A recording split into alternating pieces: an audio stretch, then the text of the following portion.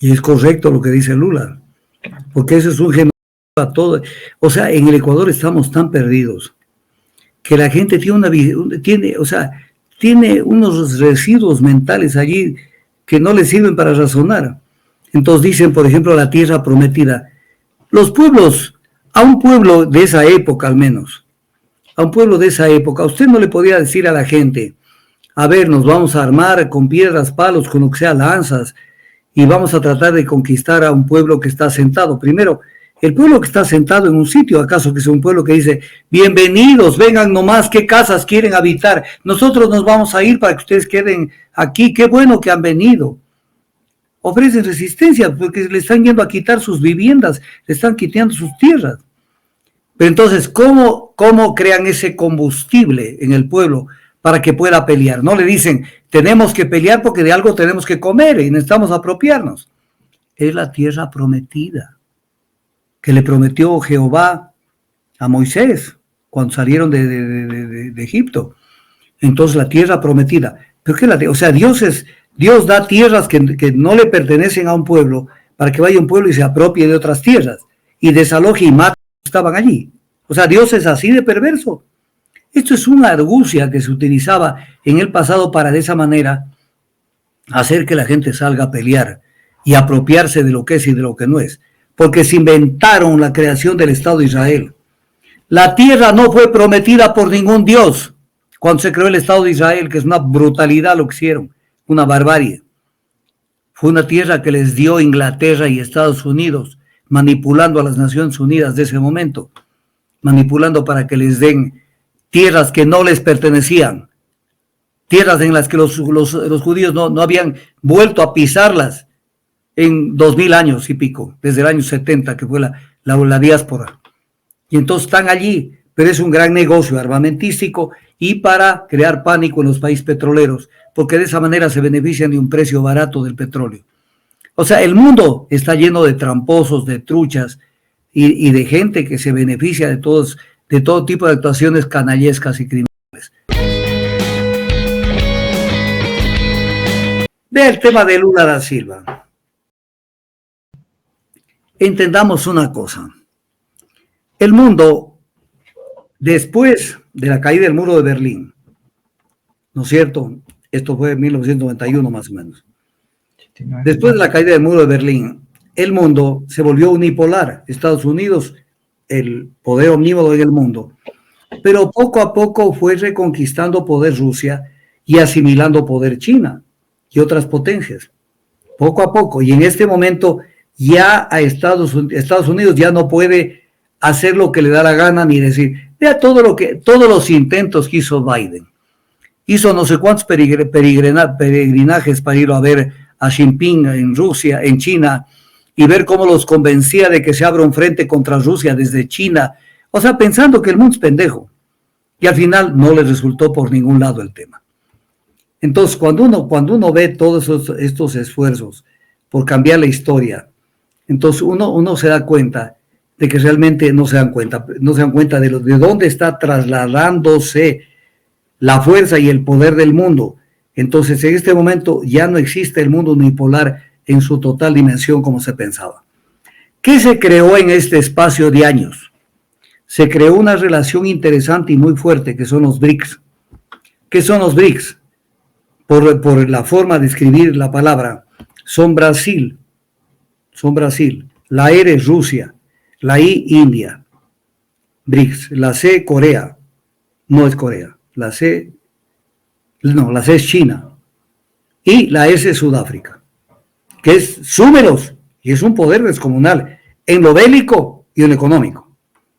Entonces, Rusia es parte de esto, y ellos saben que cuando se es socio en alguna cosa, se es socio en todo, porque son países serios, ellos no son el Ecuador que juega a ser colonia. Entonces, obviamente, en este caso, actúan de manera como bloque, en todo. Ellos están con Rusia en el tema contra Ucrania, aunque no lo hagan de frente como China se guarda las palabras, pero Rusia sabe que tiene el respaldo de China, que está a sus espaldas, y así son un gran bloque. Y frente a lo que pasa, porque el escenario internacional de una guerra es como decir que usted y yo dediquemos a darnos de puñetes. Pero no es que yo voy a Loja y usted viene acá a Quito, sino decimos, ¿dónde nos vemos? Veámonos en Cuenca, en tal parte. Y ahí vamos, nos vemos y nos damos de puñetes. Así se maneja el escenario geopolítico militar del mundo. Entonces, son zonas calientes, pero donde confluye el poder del mundo, a ver cómo se inclina la balanza a favor del uno y del otro. Y cada vez Israel está más cuestionado. Y está Israel más cuestionado también por los BRICS. Por los BRICS. Porque saben que esa es la expresión del poder norteamericano en la región del Golfo. Y entonces, obviamente, todo el mundo está criticando lo que está haciendo Israel. Una guerra al estilo de la que hacía hace 2000 años. Que no quede piedra sobre piedra en los pueblos que conquistó y más. Y está haciendo lo mismo. Y entonces, obviamente, Brasil es parte de los BRICS. Brasil es parte de los BRICS. Y entonces Israel lo declara persona no grata a Lula da Silva por alguna declaración que hizo sobre los derechos del pueblo palestino en la zona de Gaza y en la zona de Cisjordania. Entonces lo declara persona no grata. Lula debe estarse matando de la risa. Pero además esto abona más bien a la mayor cohesión y unidad del grupo de los BRICS, en donde se ve que, mira, Estados Unidos al rato está ya dispuesto a apoyarlo en la forma como antes lo hacía a Israel. Entonces, todo esto hay que verlo para un poco medir. Tengo las declaraciones, son bastante interesantes. A ver, le voy a contar el contexto. A propósito de la decisión de algunos países de suspender fondos a la agencia de la ONU que ayuda a los palestinos, suspensión que se produjo porque Israel acusó a los empleados de la agencia de estar involucrados con Hamas. Lula afirmó que la ayuda humanitaria a los palestinos no puede suspenderse y dijo que si se confirma que hubo errores, debe haber una rendición de cuentas. Y dijo que cuando veo al mundo rico anunciar que dejará de contribuir a la cuestión humanitaria de los palestinos, me pregunto cuánta conciencia política tiene esta gente y cuán grande es el corazón de solidaridad de esta gente que no puede ver que en la Franja de Gaza no hay una guerra, sino un genocidio. Lo que está sucediendo en la Franja de Gaza y con el pueblo palestino no existe en ningún otro momento histórico. De hecho, existió cuando Hitler decidió matar a los judíos. No es una guerra entre soldados y soldados, es una guerra entre un ejército altamente preparado contra mujeres y niños. Si hubo un error en la institución que recauda el dinero, averigüen quién cometió el error, pero no suspendan la ayuda humanitaria para el pueblo que lleva décadas intentando construir su Estado. Y finalmente dijo que Brasil condena más, pero no puede dejar de condenar lo que Israel está haciendo en la Franja de Gaza. Eso, mi estimado doctor. Y es correcto lo que dice Lula, porque eso es un genocidio a todo. O sea, en el Ecuador estamos tan perdidos que la gente tiene unos residuos mentales allí que no les sirven para razonar. Entonces dicen, por ejemplo, la tierra prometida. Los pueblos, a un pueblo de esa época al menos, a un pueblo de esa época, usted no le podía decir a la gente, a ver, nos vamos a armar con piedras, palos, con lo que sea, lanzas, y vamos a tratar de conquistar a un pueblo que está asentado. Primero, el pueblo que está asentado en un sitio, ¿acaso que es un pueblo que dice, bienvenidos, vengan nomás, qué casas quieren habitar? Nosotros nos vamos a ir para que ustedes queden aquí, qué bueno que han venido. Ofrecen resistencia porque le están yendo a quitar sus viviendas, le están quitando sus tierras. Pero entonces, ¿cómo crean ese combustible en el pueblo para que pueda pelear? No le dicen, tenemos que pelear porque de algo tenemos que comer y necesitamos apropiarnos.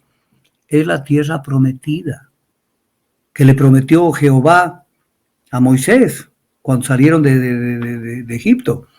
Entonces, la tierra prometida. ¿Pero qué o sea, Dios da tierras que no le pertenecen a un pueblo para que vaya un pueblo y se apropie de otras tierras y desaloje y mate a los que estaban allí.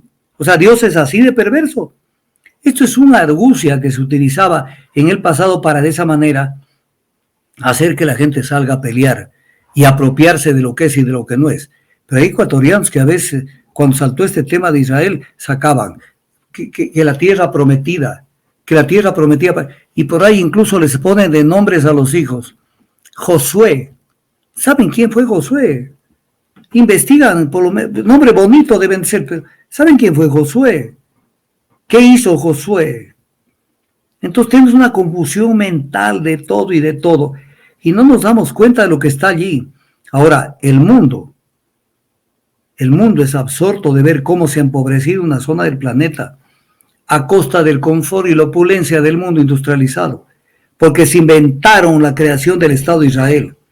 La tierra no fue prometida por ningún Dios cuando se creó el Estado de Israel, que es una brutalidad lo que hicieron, una barbarie.